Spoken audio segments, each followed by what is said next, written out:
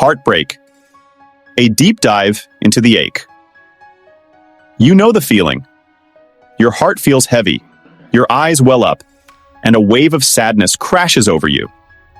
It's heartbreak, that universal experience that can leave us feeling like a shattered vase. But what exactly makes it hurt so much, and how do we pick up the pieces? Think of your body as a well-oiled machine. When you're happy, chemicals called dopamine and oxytocin flow like a happy juice, making you feel good. But during heartbreak, the machine gets jammed. Stress takes over, and cortisol, the fight-or-flight hormone, floods the system.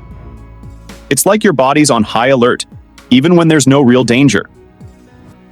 This stress sticks around for a while, sometimes days, weeks, or even months. And this constant stress does a number on your body. It can make you anxious, give you breakouts, and even change your appetite. But it gets worse. Scientists say that our brains actually process emotional pain like physical pain. That's why it feels like someone ripped your heart out. Because in a way, they kind of did. Your brain is sending pain signals, just like when you stub your toe.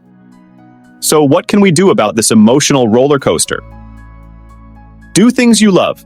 Reading, painting, dancing, anything that makes your soul sing. It helps distract you from the pain and reminds you that there's still joy in the world. Lean on your tribe, talk to friends, family, anyone who listens and cares. Sharing your feelings can lighten the load and make you feel less alone. Treat yourself right. Eat healthy, sleep enough, and exercise. You might not feel like it, but taking care of your body helps it heal, inside and out. And remember, the old saying, time heals all wounds, isn't just a cliche.